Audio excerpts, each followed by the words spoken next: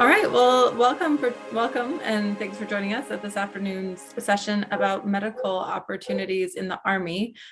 We have Justin with us, and he is going to talk a little bit about his journey in healthcare professions in the Army, and then we'll have, I think, a lot of time for questions from our participants. So I will turn this over to you. And if our participants want to just introduce themselves, say where they're from and what they are interested in their healthcare careers, just go ahead and put that in the chat and I can read that out when you put that in there. Thanks. Thank you, ma'am. So like she said, my name's Justin, Sergeant First Class Runyan. I've been in the Army for just over 12 years now. So I'm on that downward slope towards retirement at 20. And going into this presentation, I was, going to go off of some sort of PowerPoint presentation, but like I explained to Shannon earlier, we kind of get that a lot in the Army. So I figured I was just going to utilize this opportunity to kind of share with you a little bit, because I haven't been on the recruiting side of the Army that long. I joined later in life, right? So I joined at 24 years old. Wish I joined sooner, because I probably would be that much closer to retiring and getting out into the civilian sector. But that wasn't in my cards. So like I said, I joined at 24. I joined as the Army calls it a healthcare specialist, because I didn't have a degree, came in with a high school diploma. So the Army has two different tracks. We got our enlisted side and our officer side. So later on, I'll kind of explain how you can get into the officer side of the Army house, which really is where all of your medical profession will come from. So I joined as a healthcare specialist.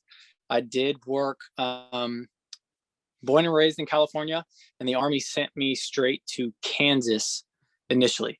So I kind of got brought in real quick in a hurry and kind of had to figure out different locations.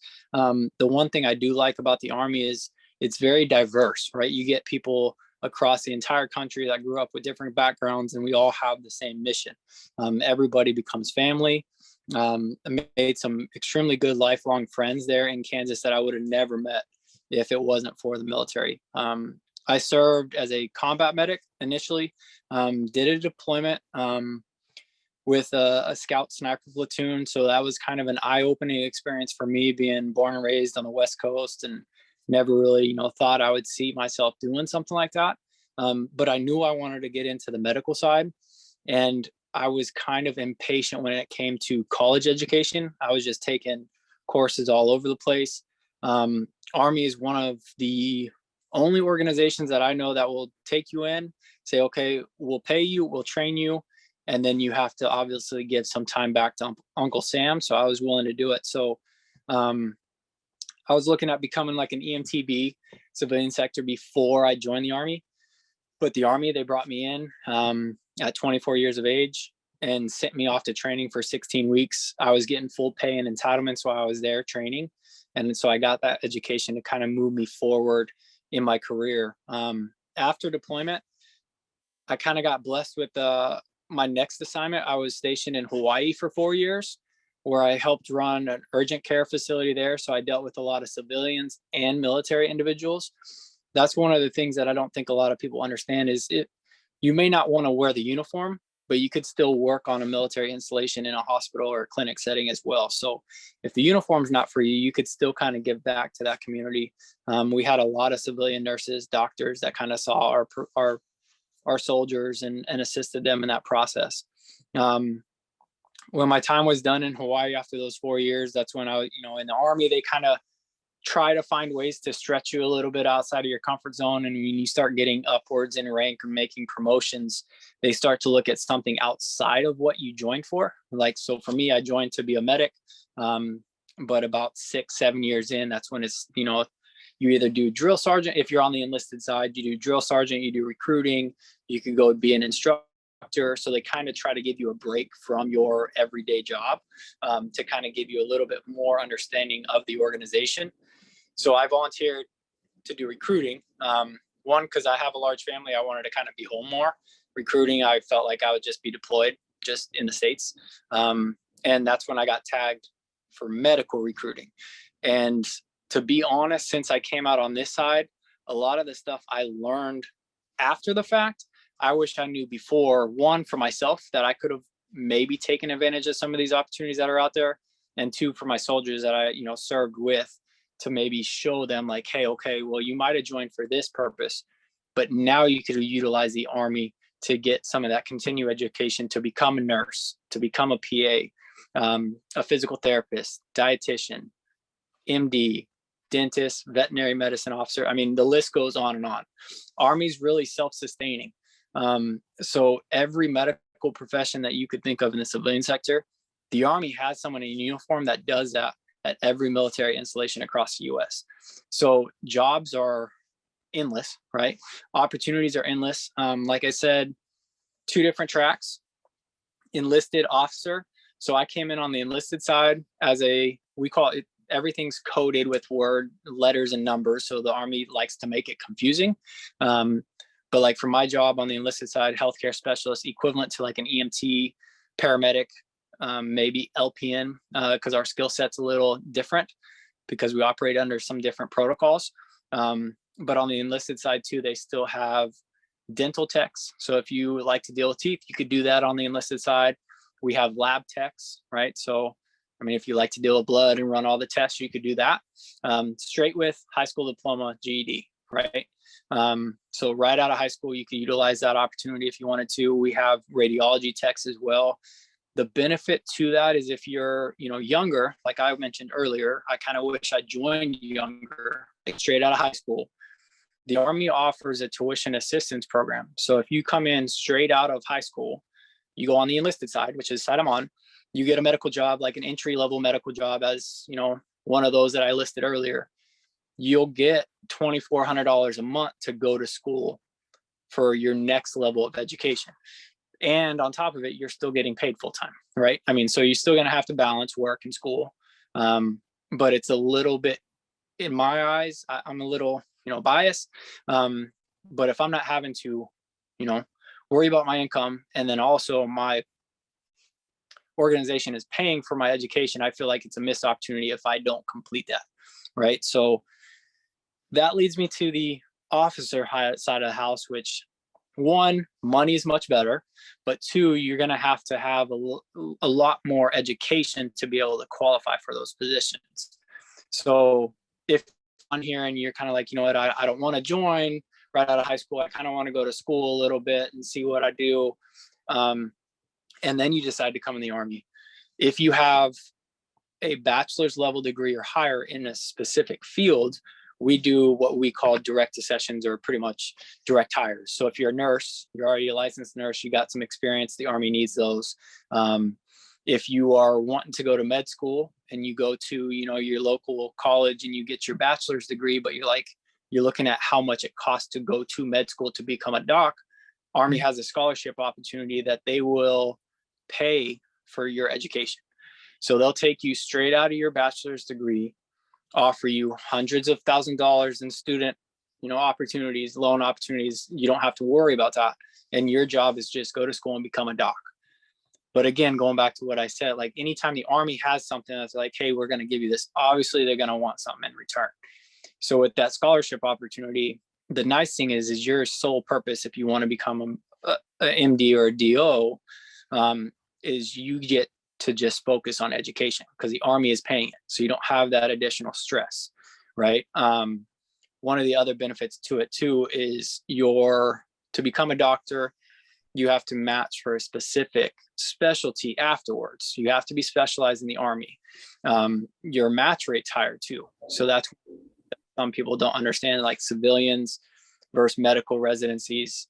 You tend to get not what you want, but you tend to get one of your top choices, right? So we meet a lot of students in the undergrad level that they're like, okay, well, I know I want to be an orthopedic surgeon, right? Which is a great goal.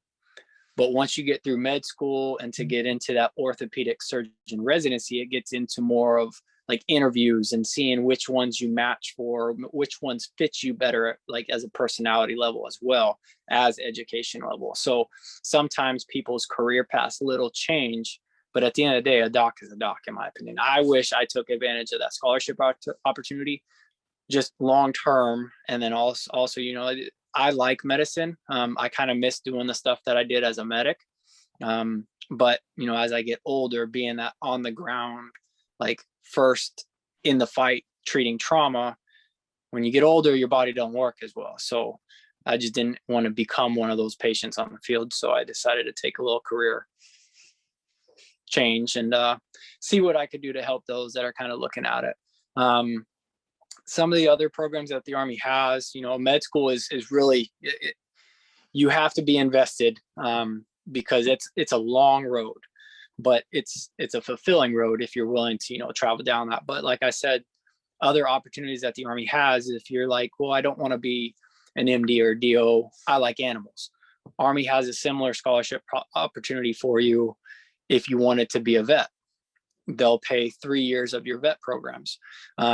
Same thing if you want to be a dentist. I'm not trying to be crawling in people's mouths all day. That's just me. But if that's for you, Army needs dentists as well. And they have that same scholarship opportunity where they'll pay for your dental program and then expect some time in return from you once you complete it. While you're in school, you have no obligation. Just go to school and pass. Seems like a lot of people look at us, especially when they see like the recruiting patch, and they're like, well, no, you're just telling me that to join. But on the medical side, it's the opportunity. It's hard not to look at that as, okay, well, if you're going to get dental school or vet school or med school paid for, your obligation back to the Army is just 4 years. And then you could go out and open your own practice. You don't have those student debts hanging over your head. You know, you could just focus solely on medicine. A lot of times, you know, we talk to docs, especially here being a recruiter, because I'm right here in Seattle now, just I'm in between. I just moved here from Georgia to Seattle about 2 weeks ago. So I'm in between homes. So I'm actually living out of my travel trailer right now. But the moves, you get to see places you'll never get to see, or never thought you would get to see. Like I said, you know, I was in Hawaii, never thought I'd live in Hawaii. Vacation there, maybe if I was lucky, but never thought I'd get to live there for 4 years. It's just hard to not help those that are looking at, you know, some sort of opportunity to get out there and not just see the world, but see these healthcare opportunities that are in the Army. It's kind of one of those things they see the war fighting soldier, because that's what's all over the place, right? But they don't see much of the sustainment operations that go into that, the people that are there to support the war fighter, and that's our medical professionals. Can I ask a question? So you said if you enlist in the Army for a healthcare opportunity, the expectation is that you start school and you pass your courses. Do you have to do boot camp or anything like that? Good question, ma'am. So yeah, so enlist in the Army would be like your enlisted side, because if you're doing it to do like the scholarship opportunity, there's different tracks, right? So for me, when I went in to see my recruiter and I enlisted, I was going in because I didn't have a bachelor's degree that qualified me for the scholarship. So I did basic training right up front. So after I signed and I shipped, I went to basic training for 9 weeks, which was again back in Georgia at Fort Benning.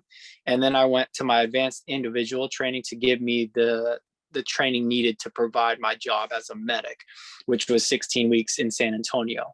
Now, if you're looking into, you know, joining or looking into the Army a little later, and you have that education to be able to apply for the scholarship to go to med school or to go to dental school or something like that, you still attend quote unquote boot camp. But because at that point, when you go to it, it's not the same boot camp that I went through or basic training that I went through, because you're there with other medical professionals. So they call it a direct commission course instead of basic training. One, because at those direct commission courses of those individuals that are getting the scholarship, the Army's still sending, you know, if you're an orthopedic surgeon and let's say you've been practicing for 12, 15 years and for some reason you're like, okay, this isn't for me anymore, I want to join the Army's like, okay, please come. But we can't treat that orthopedic surgeon that's maybe 40, 50 years old we can't put them through the same training regimen we do that 18-year-old. So they see the difference. And 1, 2 mentality is a lot different too, right? So when you have a group of doctors, nurses, dentists, they don't have to really worry about the same things or focus on the same things that they do out of, 18 straight out of high school, or at my 24 and still trying to figure out life. Like if you're in there, you're getting the scholarship, your training is going to be a little different. And so in the 4 years that you give back to the Army for the scholarship, what are the types of work that you might do? It sounds like you might work on a military base. I mean, might you be in a combat environment?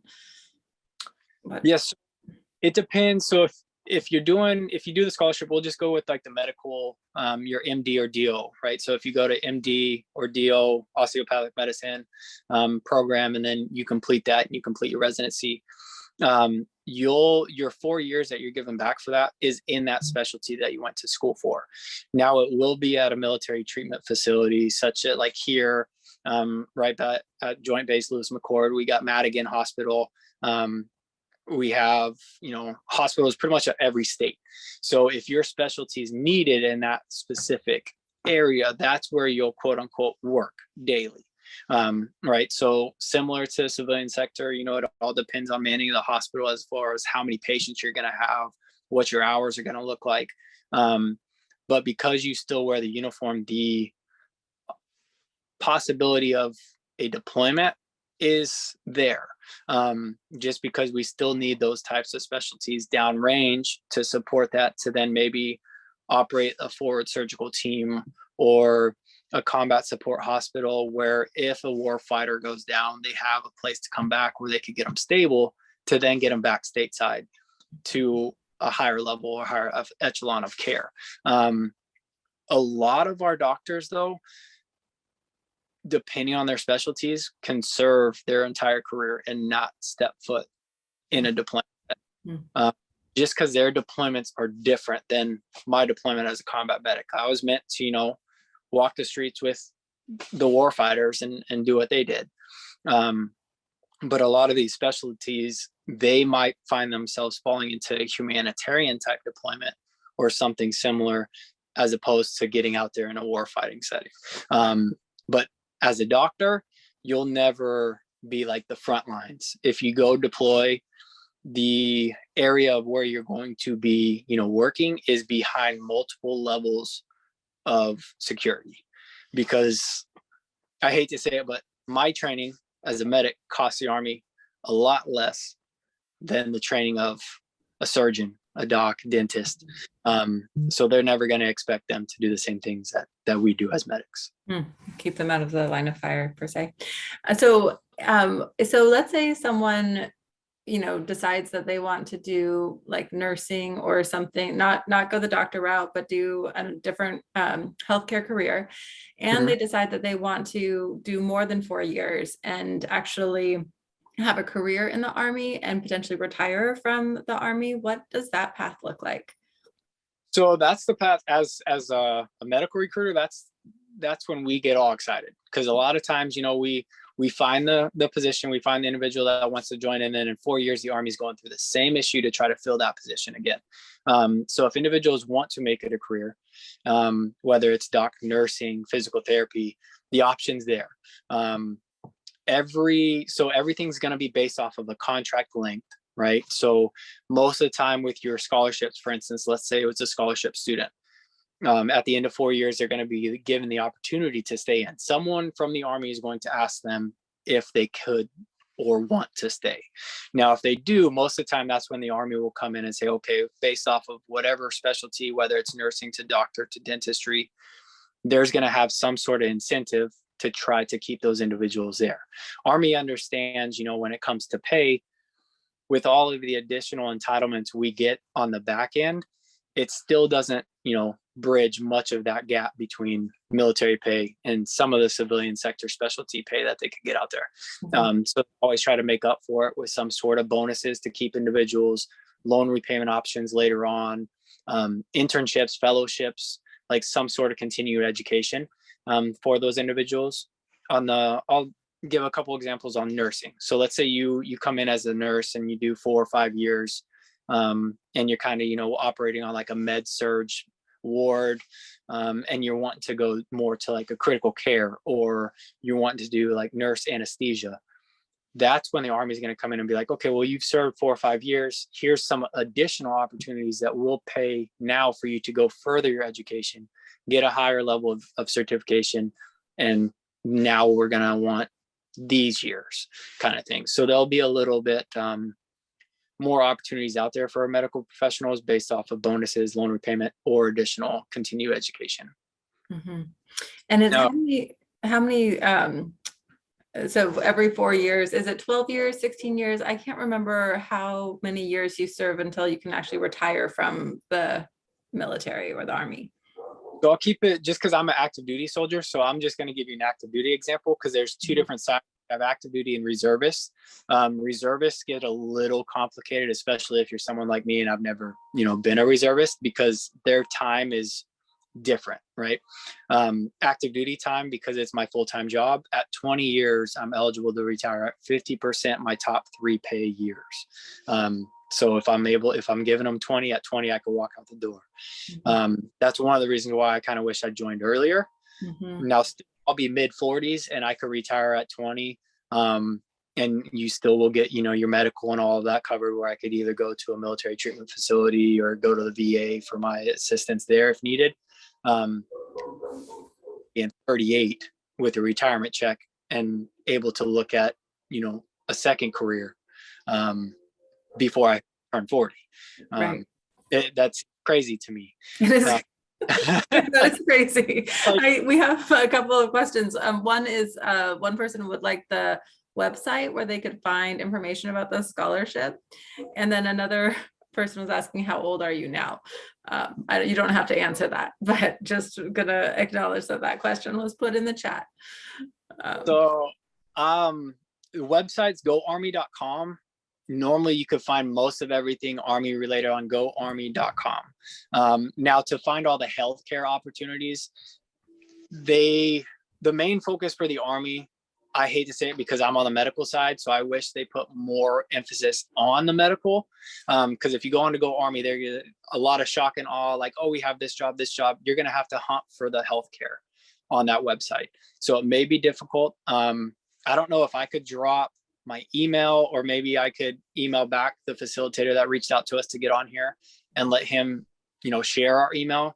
But we have abilities that we could kind of share any information. If you have questions, you could always email, or the best thing to do is to kind of Google. I hate using Google for an example, but if you Google Army medical recruiter in your area and get that local office, they'll be able to help you get in touch with the right people or get the right information.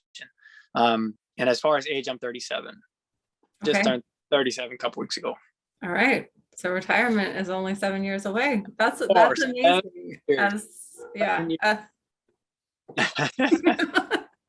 don't know what to do when, I'm a grown up. It's going to be kind of weird to be mid 40s, but who knows? I might stay. A lot of people in the Army, they end up, they get that 20, and then because they're still so young, they end up doing more, just because the more you do past that 20, all it does is raise your percentage of retirement.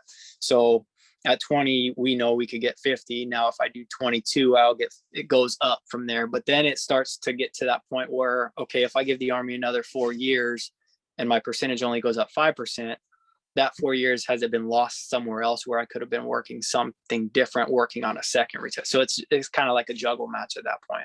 Mm-hmm.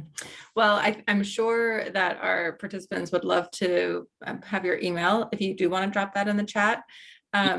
And one of them says, happy late birthday. Oh, thank you. Yeah, and I didn't catch all those Google search terms. So it's so if you can put in your email address and maybe just add those search terms to the chat, I think that would be great. And then yes, Antonio and Blake, if you have any other questions, we have a 2 to 3 minutes left. I lasted longer than I thought I would. Yeah, that was very rich, and it sounds like an amazing opportunity, especially for people who want to go into healthcare careers, to have that fully funded and to yeah, have the opportunity of a career in the Army where you can serve for 20 years and retire instead of 35 and 40 like many other careers. So that's a very sweet deal. I think if Blake has all of his questions answered. I don't know if there's anything you want to, actually, one last question for you. You said you wished that you knew some things then that you know now. I guess if there's 2 or 3 other things that you wish that you would have known when you were 18, what would they have been? At 18, I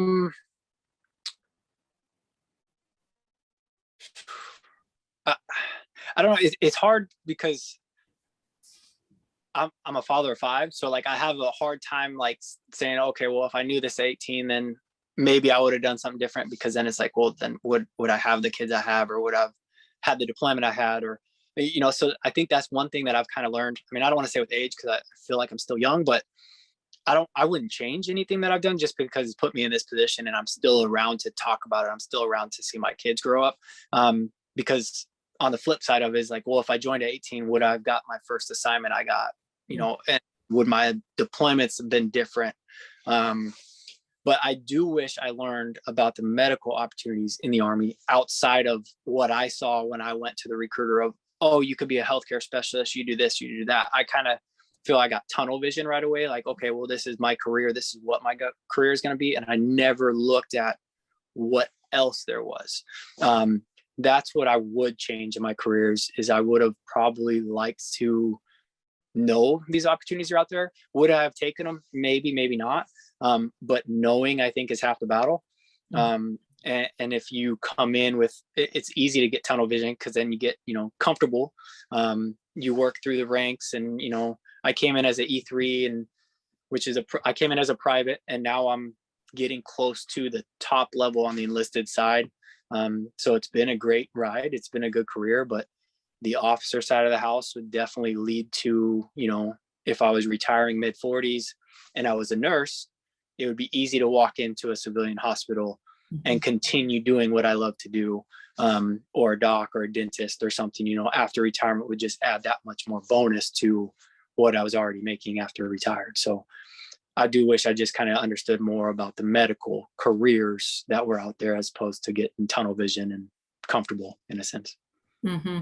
Yeah. Thank you so much for sharing your experience and the information. And we'll make the session available, the recording available, so other folks are able to hear your presentation. Thanks, and have a great weekend. Have a great afternoon, everyone. I think there's probably a little bit of closeout. Consuelo, if you're there, are we going to have a little closeout all together? I'm not sure if we go back to the main room, if what will happen. So let's all be surprised. But I do want to thank you for your service. Thank you, ma'am. I appreciate the support. Thanks for having us on here too.